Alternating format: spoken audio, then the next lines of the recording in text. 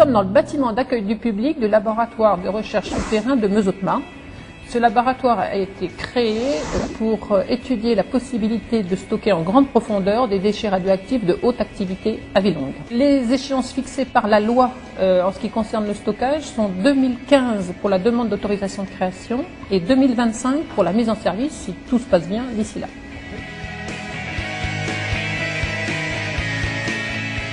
Nous avons eu l'idée de demander à Gérard Larguier de représenter le territoire de Meuse-Haute-Marne dans notre bâtiment d'accueil du public. Pour pouvoir réaliser cette peinture, il fallait comme matière première des photographies, puisque Gérard Larguier, et c'est une de ses vraiment caractéristiques, travaille à partir de photographies. Olivier Frimat a pris plusieurs milliers de photographies qui illustrent la faune, la flore, le patrimoine.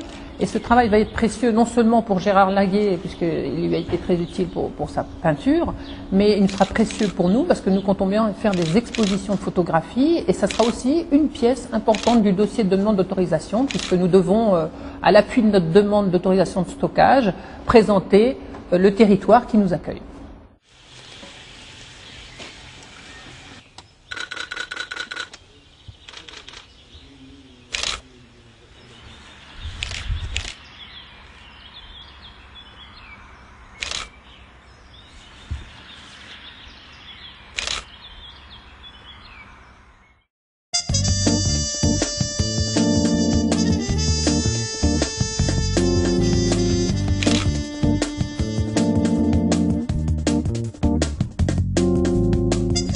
La première clé, c'est au fond la signification, c'est la mémoire. Et la mémoire, c'est toute une flopée de souvenirs, toute une flopée d'émotions qui vous assaillent et qui fait que vous avez votre esprit à choisir parmi toutes ces sensations, tous ces sentiments qui arrivent en vrac.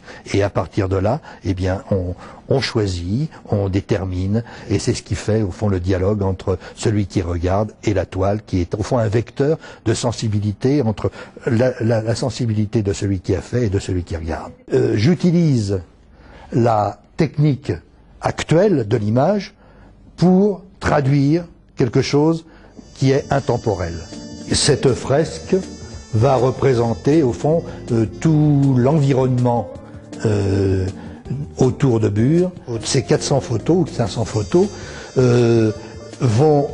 j'ai fait cette sélection, elles ont été tirées en photocopie pour me donner la base de mon travail et ensuite ces photocopies je les retravaille moi-même à la photocopieuse et ces photocopies je vais les déformer, je vais les retravailler, je vais les déchirer, je vais les recomposer de telle sorte à faire une sorte de fresque sur tout cet ensemble de paysages et de monuments et d'en faire une sorte d'hymne à non pas à la joie, mais pratiquement à la joie du regard. D'un seul coup, je tombe sur une photographie qu'a fait le photographe représentant une vue de l'église de Bonnet, là où j'habite, et que cette photo a été prise pratiquement devant chez moi.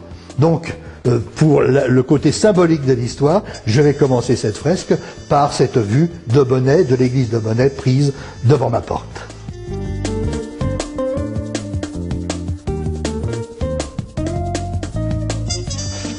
Alors maintenant, il y a l'injonction là de deux choses différentes. Il faut que je fasse le lien avec l'acrylique.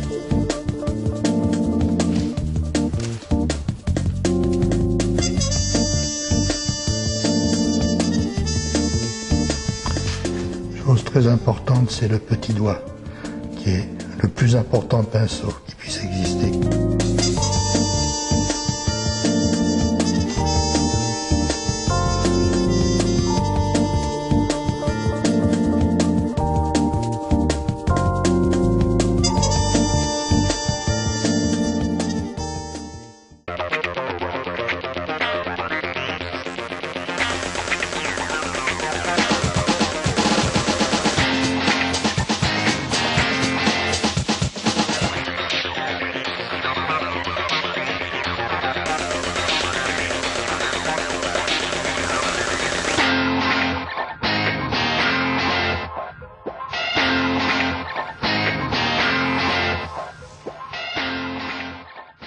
il y a toute une symbiose qui est en train de se faire entre la création de l'artiste. Et ce que l'on oublie aussi, c'est la création de celui qui regarde. Et c'est ça l'important, la création de celui qui regarde. Bon, l'important c'est la création de l'artiste parce que implique c'est la création de celui qui regarde. Mais s'il n'y a pas de création dans celui qui regarde, il n'y a pas d'œuvre.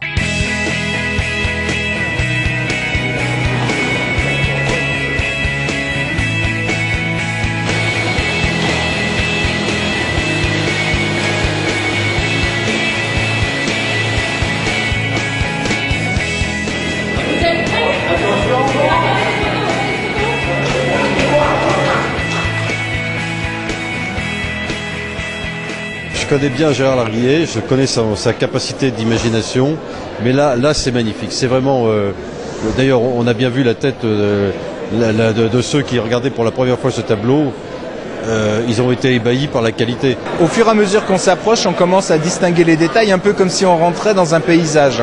J'ai reconnu l'église de mon village, mais c'est vrai, c'est un beau travail. Je trouve ça très très joli, très très bien. Et en plus, bon, on est un petit peu chauvin, donc on retrouve chacun un petit peu notre terroir et ça fait plaisir. La transformation du travail d'Olivier Frimat, photographe qui a réalisé ces œuvres, n'est pas trahie par l'artiste en fait. Hein. C'est deux artistes qui ont su se rencontrer en fait. Réaliser de telles choses par des collages, si on veut bien, par des tâches.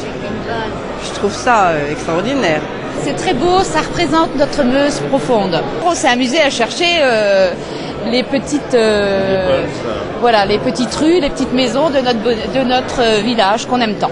Vous suivez le petit chemin là, vous aboutissez là, mince, c'est Bonnet, on repart là, c'est Mauvage, c'est la Fontaine, voilà.